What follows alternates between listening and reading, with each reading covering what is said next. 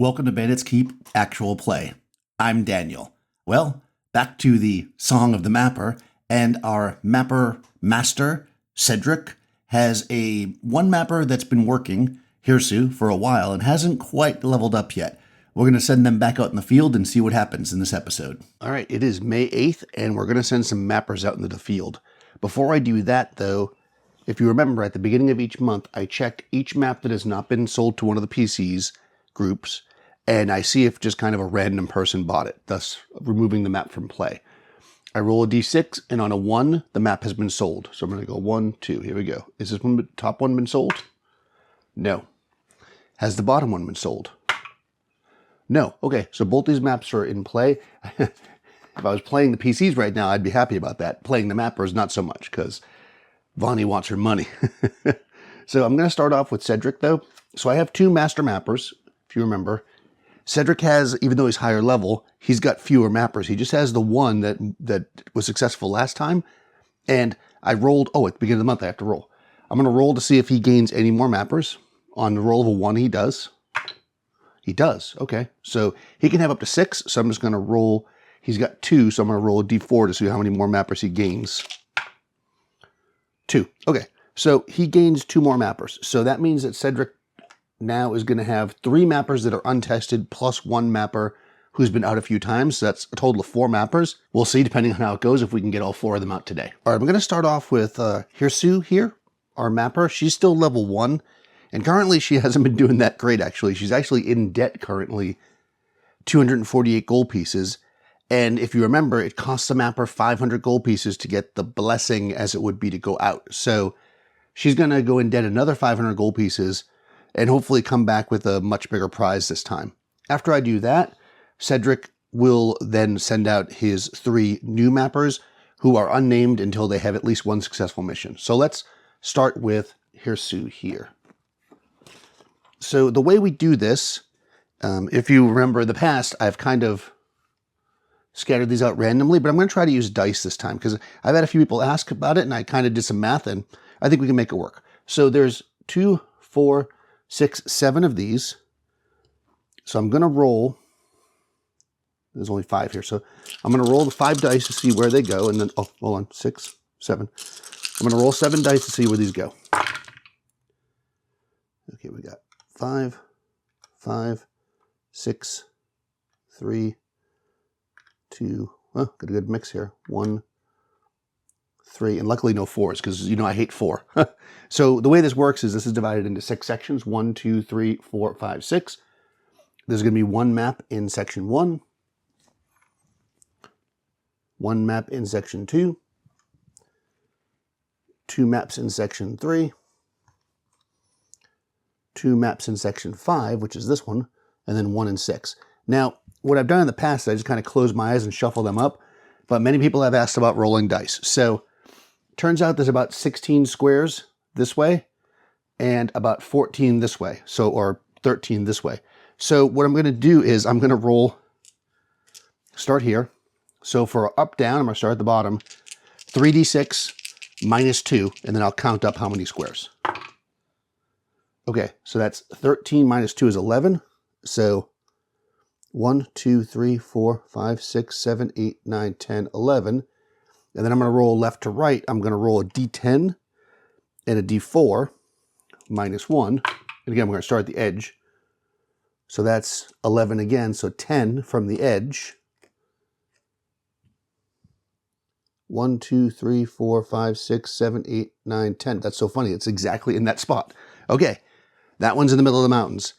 Probably not going to go after that one for this one this time. All right, now moving on to this next one.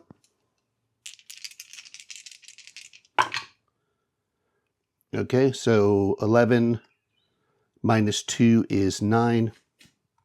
I'm going to roll both of these at once. 9 and 13. 1, 2, 3, 4, 5, 6, 7, 8, 9, 10, 11, 12, 13. And then again, I'm going to start from this edge and we're going to roll. Do the bottom one first. So that's 10. 1, 2, 3, 4, 5, 6, 7, 8, 9, 10. And that one I was a little bit afraid of this, actually, and we'll see how this works out. I don't want to, this also 10. I don't want to say that this is the case, but so far it has been. My fear was because I'm rolling multiple dice that things are going to end up averaging, which means they're going to end up in the middle, which is kind of what's happened so far. We'll see if it keeps going that way. This one we're going to start at the top.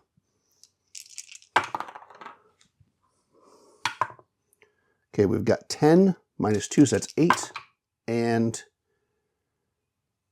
8 minus 2 is 6. So 1, 2, 3, 4, 5, 6, 7, 8. 7, 6. Sort of close together. That's kind of nice. We'll see left to right if they are. Ah, see? Shouldn't have said it because now it's not going to average out.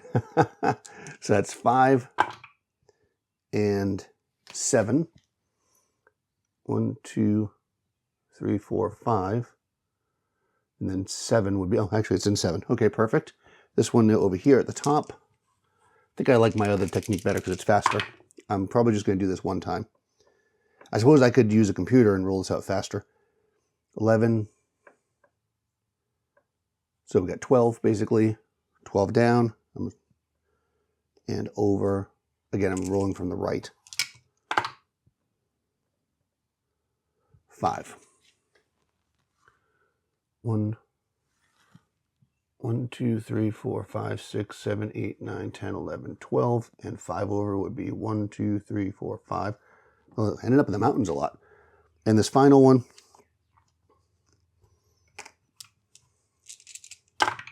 I'm not sure I'm really ending up with anything different than I was getting before, to be honest. You know, when you're using techniques and trying out new things, if it's not giving you a result that's that much different or better, then it doesn't, you know, you have to weigh how much time it takes to do it. And this is taking way longer. So that was 5. 1 or 6 rather, minus 2 before. 1, 2, 3, 4. And that is 6 minus 1, so that's 5. 1, 2, 3, 4, 5. Okay. I'm not sure that extra time it took to do that. I'll have to look when I edit the video to see how tedious that was to watch. Hopefully not too much. Okay, now finally, where does our mapper start from? She's going to start from 3. Okay, and then I'm going to go top is even, right is odd. Okay, wow, actually, she's actually starting in a good spot. This is very good, actually, for Hirsu. Maybe she'll get 2 maps this time. I think it might be possible, actually. There's really no house there, though, so she's going to have to, if she can do it with not getting lost effectively, then she'll grab 2 maps and get off the board really quickly.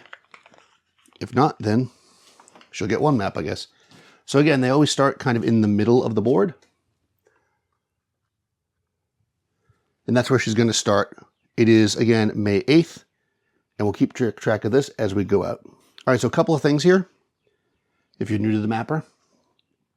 This right here is the kind of, for lack of a better word, survival die.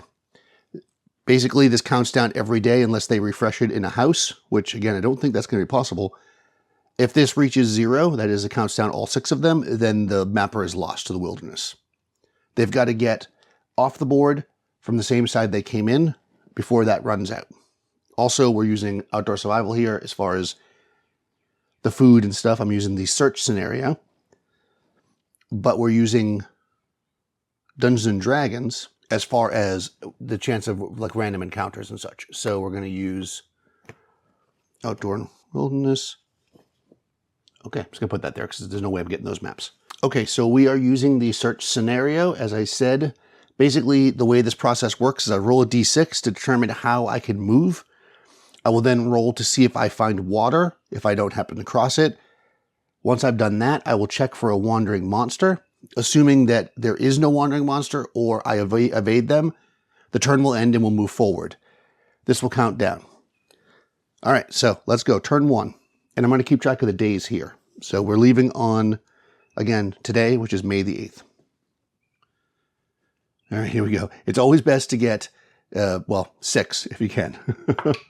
2. All right, 2 is like the worst possible thing because a 1 or 2, you have to move your start in any direction, but you must move a straight line only, no direction change permitted, and I have to move my maximum. So my maximum is 6. So what I'm going to do is, actually it's probably not the worst possible thing. 1, 2, 3, 4, 5, 6 puts me in the woods. That's still probably my best bet, because otherwise I'm going too far off course. So I'm going to move to there and stop. I did not find food. Did I find water? On a 1 or a 2, I found water. 1, I did. So my water level does not go down. Now, I turn this to 5, flip this up, and I'm going to roll for a wandering monster. Now, we are in the woods, so on on a 5 or a 6, there's an encounter. There's not. Okay, that ends that day, and we move on. Day 2. Well, I hope I get not a 1 or a 2. 3. Okay, so with a 3, I still have to move my maximum distance, but I can turn once. So all I have to do is pass the map. I don't have to stop on it. So 1. Oh, I actually can't line myself up on this, can I? Oh, yeah, no, I can.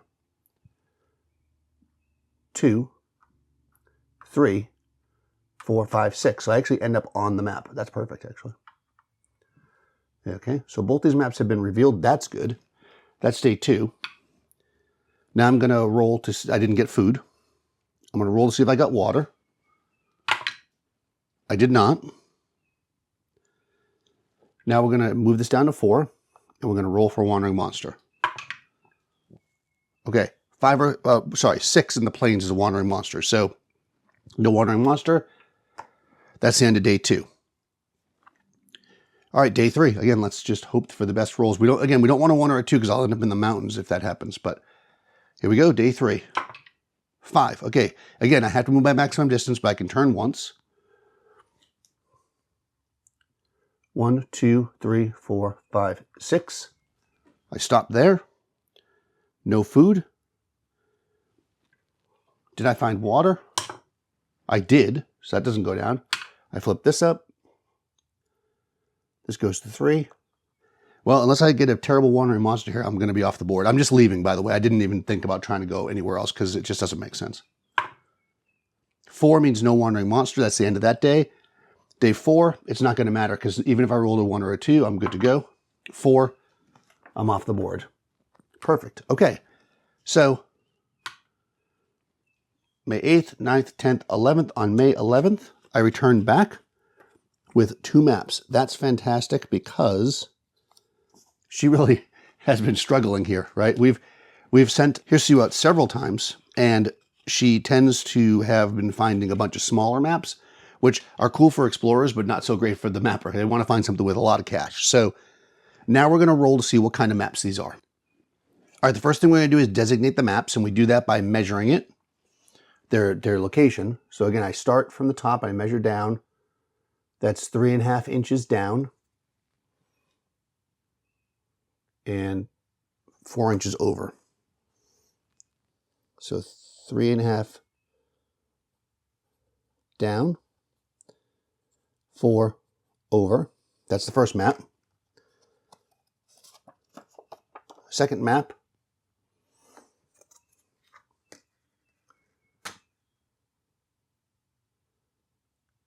Four and a half down.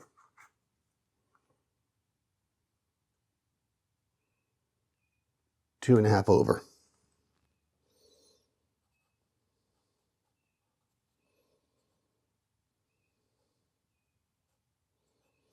All right, so that's basically how we designate where the map is on the board. Now the next thing we want to do is roll to see what kind of map they are. So the first map, we're going to roll here. This is a percentile roll. Red is first. 49.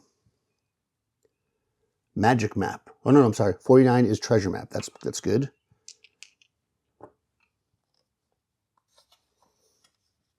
Go to the map table. Treasure map table. 96. Oh, it's not a percentile. It's a D8. 7. 10 to 60 gems, 2 to 20 jewelry. Wow, that's really good. So 10 to 60 gems is a D6 times 10. So we got 40 gems.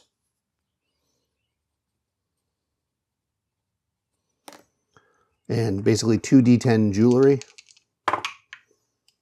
12 jewelry. Okay, that's a good treasure right there. So the way this works, and I'm not going to do this live because it takes a while, is basically your gems and jewelry are rolled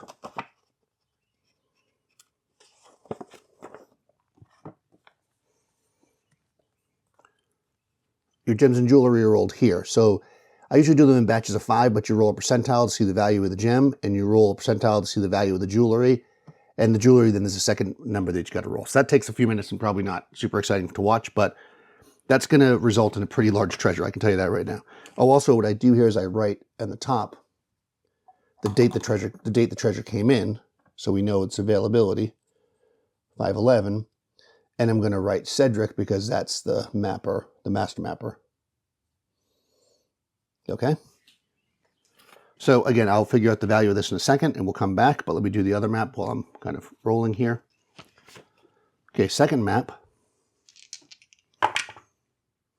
88, is magic. Okay. Again, the magic maps are great for they're good because they sell quickly, but generally speaking, the magic items aren't worth as much as far as experience points. We roll a d8 again, 2. Any 2 items. Oh, no, 2 is any 1 item. I guess a good thing about any 1 item is they'll probably be one of the first maps that will sell because they're usually small, cheap maps for player characters to buy up. 51.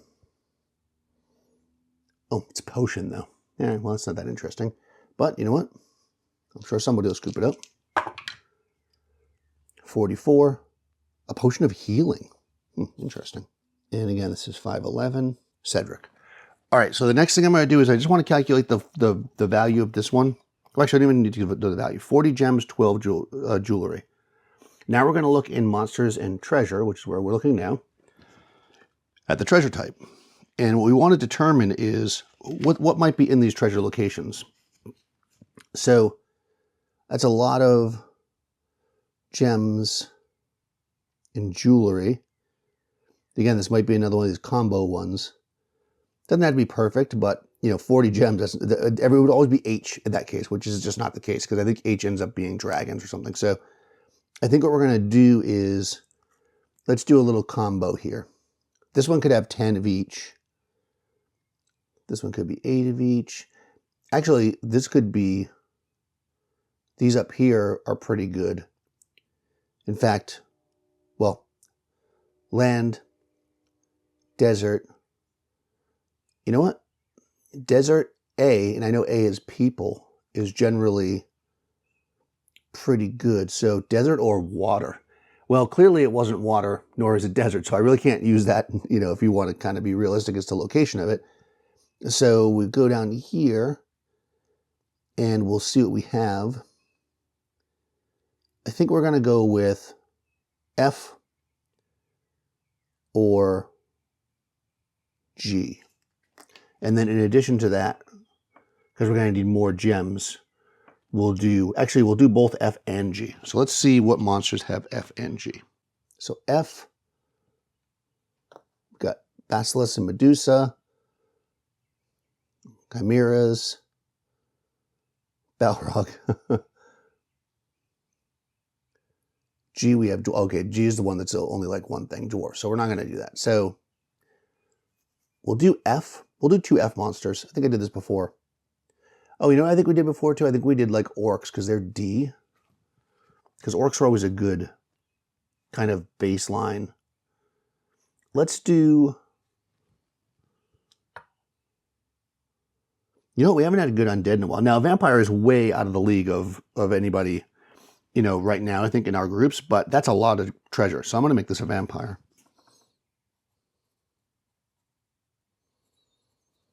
And again, F can have up to 24 gems and 12 jewelry. So it covers all the jewelry. So we need basically another chunk of gems. Let's maybe do E. I think that's where I ended up with dwarves last time.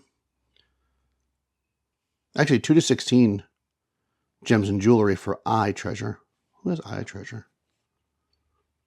Rocks. Well, that wouldn't make sense. Okay, so we're going to do E.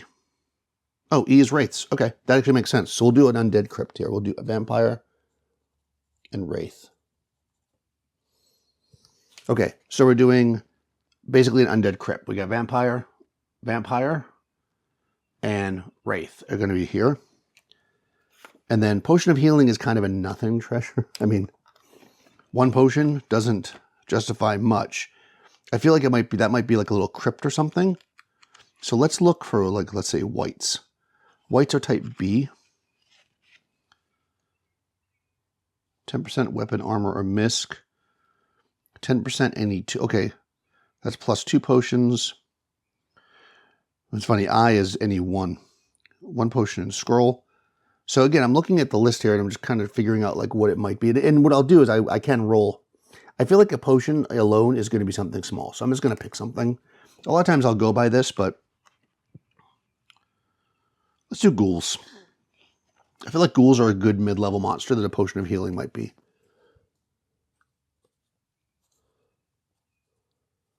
So there's a ghoul nest here. Okay, that took me a second to kind of figure out what monsters, but looking at the treasure types and stuff, I've determined that this one here with the 40 gems and 12 jewelry is going to be a vampire's tomb with some wraiths. And again, that's pretty tough. You're talking level draining, and this is a high level adventure for sure. This one down here is got just a Potion of Healing, so I'm just going to make it ghouls. For some reason I'm in an undead mood, so that's what we're going for these two maps. Okay, so looking at the treasure and calculating out the value and everything, I've determined that this map here is a vampire lair with possibly with some wraiths, not possibly, but with wraiths as well. This one is going to be ghouls. The total sale value of this is 1938, 200. So when the player characters want to pick it up, doing all the math and everything, currently Hirsu is finally in the black, as it would be, with a little bit of profit, and she's made it second level and she's almost to third level. So hopefully when we get her out next time, she'll jump up to third level and we can see where that goes. But for now, she's going to take some well-deserved rest, even though she was only out in the field for less than a week. Sometimes it works out that way, right? And we're going to jump over to Cedric, who is going to send out his 3 unnamed mappers to see if any of them survive. And just, I don't know how much I've mentioned this, but I'll try to, I'm going to get it too complicated here, but this is kind of how I'm keeping track of all like the economics, if you will. So Cedric had to spend $100 to send his mapper out. This right here is what he paid the mapper for the maps they recovered. This right here is his cost of living. That's how much he charged the mapper, right? And this is his total bank. If a master mapper ever gets to 0 in the bank, they'll be out of business. So that's kind of how I'm doing that. I'm doing the same thing with Vani. Of course, Cedric just started with a lot more money because he's 6th level, so we'll see where that goes. Anyways, there's still enough time today for me to play a little more, so it's May 8th, and I'm going to send some more mappers out. If you've been enjoying these actual plays, please do take a second to like the video, subscribe to the channel, do all the good YouTube stuff. Also check the description. You're going to find links to many of the things I'm using here, and also a link to my Patreon if you'd like to support the channel. I'll talk to you soon.